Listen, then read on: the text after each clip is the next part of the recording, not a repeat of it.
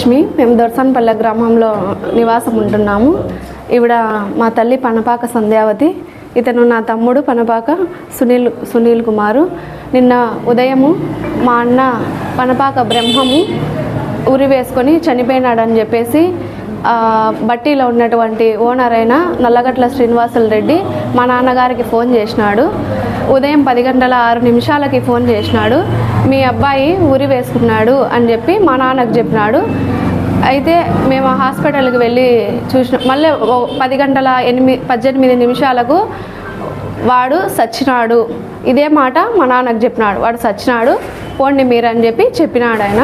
మేము హాస్పిటల్కి వెళ్ళి చూడగా మేము వెళ్ళేసరికి వీళ్ళందరూ అక్కడ ఆల్రెడీ కేసులు అవి ఇవి అందరూ రెడీగా ఉన్నారు. మమ్మల్ని కొంచెం మాట్లాడడానికి కానీ దానికి కానీ కొంచెం నిరాకరించినారు.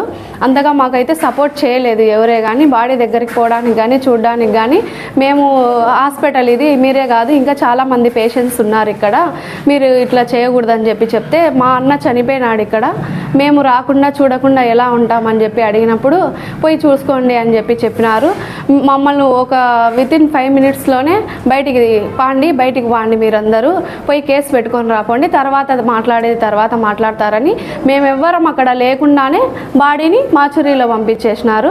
అయితే ఉరి వేసుకున్నాడని చెప్తున్నారు. ఉరి వేసుకొని అక్కడ చనిపోయిన పక్షంలో మొదట వాళ్ళు పోలీసులకు ఇన్ఫామ్ చేయాలా. ఇదైతే జరగలేదు. అక్కడ పోలీసులకు ఇన్ఫామ్ చేయలేదు, పోలీసులు రాలేదు, అక్కడ పంచనామా చేయలేదు, ఏమీ చేయలేదు. ఎవరైతే మాకు చెప్పినారో వాళ్ళే అక్కడ ఉండే వ్యక్తులే మా అన్న బాడీని తీసుకుపోయి హాస్పిటల్లో పడేసినారు. మాకు ఆ యొక్క మృతిపై చాలా అనుమానాలు ఉన్నాయి. ఎవరైతే ఇది చేసినారో మేము వెళ్ళి రూరల్ పోలీస్ స్టేషన్లో కంప్లైంట్ ఇవ్వడానికి వెళ్ళినప్పుడు మాకు కొన్ని చాలా అడ్డంకులు అయితే జరిగినాయి. ఫస్ట్ మాకు ఓనర్ మీద కొంచెం అనుమానం ఉంది. అతడు ప్రేమ వివాహం చేసుకున్న నాగలక్ష్మి మీద కూడా మాకు అనుమానం ఉంది అని మేము చెప్పినప్పుడు వాళ్ళ పేర్లు మీరు ఎందుకు రాస్తారు, రాయకూడదు, మీరేమన్నా చచ్చిపోయిన స్థలంలో దగ్గరుండి చూసినారా, అది హత్యనా ఆత్మహత్యనా అని మీరు ఎందుకు రాస్తారు, అట్లా మాకు అనుమానం ఉందని రాసుకోండి అని చెప్పినారు. అయితే అట్లెట్లా రాస్తామని మేము అడిగినప్పుడు సిఎస్ఆర్ గారు మీకు ఇష్టం వచ్చినట్టు రాసుకోండి అని ఆయన వెళ్ళిపోయినారు. ఇది ఒకటి మాకు అనుమానం అక్కడ వ్యక్తం కావడం జరిగింది. మాకు ఎవరి మీద అనుమానం ఉంటే వాళ్ళ పేర్లను అక్కడ మెన్షన్ చేయడానికి మాకు రైట్స్ ఉన్నాయి, కానీ వాళ్ళు అట్లా రాయకూడదని చెప్తున్నారు. ఇంకొకటి చనిపోయిన తర్వాత మాచురీ నుంచి బాడీని పిఎం చేసిన తర్వాత పోస్ట్ మార్టం చేసిన తర్వాత బయటికి ఇచ్చిన తర్వాత అతని బట్టలు ఏవైతే మా అన్న మృతదేహం వద్ద బట్టలు ఉన్నాయో ఆ బట్టల్ని అక్కడ మాకు ఇది అందరు లెటర్ రాసిచ్చిన పోలీస్ సారు అక్కడ ఉన్నటువంటి పోస్ట్ మార్టం చేసిన వ్యక్తి సహాయం చేసిన వ్యక్తి వచ్చి ఏం చేయాలి సార్ అంటే పడేయండి దాళ్ళని అని అన్నాడు. ఎందుకు సార్ పడేయమంటున్నారు, అతని పక్కనే ఇట్లా సైడునే నేను నిలబడి ఉన్నాను, ఎందుకు మీరు పడేయమంటున్నారు, మాకు అనుమానం ఉంది, ఇది ఆత్మహత్య కాదు హత్య అని మేము అనుకుంటున్నాము, మీరు ఎందుకు ఆ బట్టల్ని పడేయమని చెప్తున్నారు అని మేము అడిగినప్పుడు విక్టిమ్ కోసము ఫ్యాన్కు వేలాడుతున్న చీరను నేను తీసుకున్నాను, ఈ బట్టలు నాకు అవసరం లేదని ఈ బట్టలు ఏం అవసరం రావని ఆయన అన్నాడు. మళ్ళీ తర్వాత సాయంత్రము ఇంకా ఎఫ్ఐఆర్ కాపీ ఇవ్వలేదని మేము పోలీస్ స్టేషన్కి వెళ్ళినప్పుడు సిఎస్ఆర్ గారు వచ్చినారు, మమ్మల్ని లోపలికి పిలిచినారు. మేము వెళ్ళినప్పుడు ఏం వచ్చినారంటే మాకు ఇట్లా ఎఫ్ఐఆర్ కాపీ ఇవ్వలేదు సార్ అంటే అప్పుడే అవుతుందే పొద్దున్న రమ్మని చెప్పినాం కదా మీకు అని అన్నారు. అయితే మాకు వాళ్ళు ఎవరే కానీ పొద్దున రాండి ఎఫ్ఐఆర్ కాపీ కోసం అని ఎక్కడా చెప్పలేదు.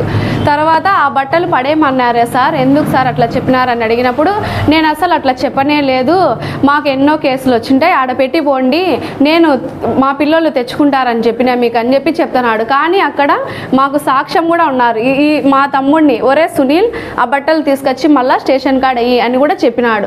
ఈ విధంగా వాళ్ళు మాటలు మార్చడం వల్ల మాకు ఇంకా ఇది ఆత్మహత్య కాదు హత్యనే అనే కొంచెం కారణాలు బలమైనాయి. వీటిలో మేము ఎవరిని నమ్మడానికి మాకు ఆస్కారం లేదు. మేము ఈరోజు పోలీసులు మాకు కొంచెం సహకరించకపోవడం వల్ల ఈ కేసులో మాకు న్యాయం జరుగుతుంది అని నమ్మకం లేక ఉదయం మేము డిఎస్పీ మేడంని కూడా సంప్రదించడం జరిగింది. మేడంకి అర్జీ తీసుకుపోయి మాట్లాడితే మేడం కూడా అనుకూలంగానే మాకు ప్రతిస్పందించినారు. మేము పూర్తిగా ఇన్వెస్టిగేషన్ చేసిన తర్వాతనే దీని గురించి మీకు చెప్తామని చెప్పినారు.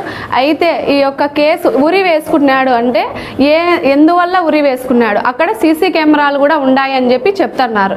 కానీ ఆ సీసీ కెమెరాలలో ఏముందంటే జస్ట్ మీ అబ్బాయి వచ్చినాడు, బాత్రూమ్కి పోయి కాళ్ళు కడుక్కున్నాడు, తర్వాత లోపలికి పోయి గడ పెట్టుకున్నాడు, అదొక్కటే చెప్తున్నారు. కానీ అంతకుముందు ఏం జరిగింది, ఉదయం ఏం జరిగింది, తర్వాత ఏం జరిగింది, ఇది ఏది మాకు తెలుపలేదు వాళ్ళు ఎవరే. కానీ మేము అడిగినప్పుడు రాత్రి ఈరోజు పొద్దున పోయి మేము అవన్నీ చెప్తామని చెప్పి వాళ్ళు చెప్పినారు. తర్వాత మా అన్న దగ్గర ఒక ఫోన్ ఉండాలా అని చెప్పి పొద్దున కంప్లైంట్ ఇచ్చేటప్పుడు నేను చెప్తే వాళ్ళైతే ఆ ఫోన్ గురించి ఏమీ ఎంక్వైరీ చేయలేదు, ఏం చేయలేదు.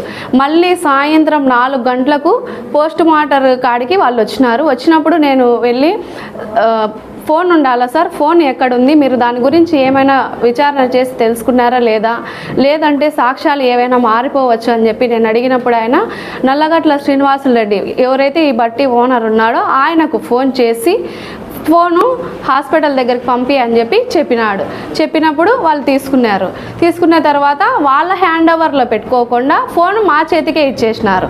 అంటే మేము ఇది హత్య అని చెప్పి ఆరోపించినప్పుడు వాళ్ళైతే ఇది పోస్ట్ మార్టం రిపోర్ట్లు రానియండి, వచ్చిన తర్వాతనే మేము దాని ప్రకారం చేస్తామని చెప్పి చెప్తున్నారు.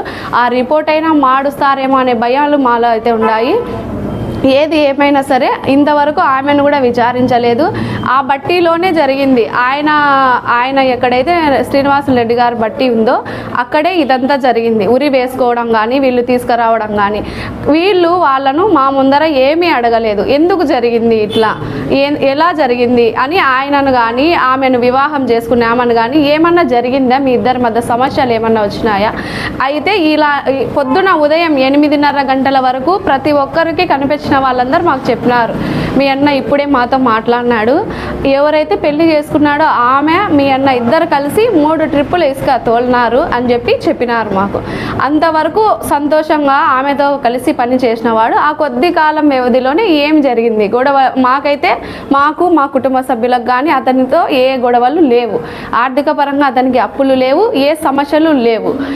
మద్యం అయితే సేవించేవాడు. వీళ్ళైతే మాకు ఫస్ట్ మీ కొడుకు ఫుల్ తాగి ఉరేసుకొని సచ్చినాడని చెప్పినారు. అక్కడికి వెళ్ళి మేము చూసినప్పుడు మాకైతే అలాంటి స్మెల్ కానీ ఉరి వేసుకునే ఆనవాళ్ళు కానీ శరీరం మీద మాకేం కనిపించలేదు. అందుకు ఇది మా అన్నను ఎవరో హత్య చేసినారనేది మాకు విచారించి పూర్తిగా న్యాయం జరగాల, ఏది ఏమైనా సరే న్యాయం జరగాలని చెప్పేసి మేము ఈరోజు ఇక్కడ ప్రెస్ మీట్ని సంప్రదించడం జరిగింది. రేపు మేము ఇదే సమస్యను ఎస్పీ గారి దగ్గరికి కూడా తీసుకెళ్తాము. అయినా కూడా మాకు న్యాయం జరగని పక్షంలో ప్రభుత్వం దృష్టికి కూడా తీసుకెళ్తాము. ఏది ఏమైనా సరే మాకు న్యాయమే జరగాల. పోలీసులు కానీ అందరూ అధికారులు కానీ మాకు సహకరించి నిజమే బయటికి తీసుకొచ్చి మాకు న్యాయం చేయమని మేము కోరుకుంటున్నాం.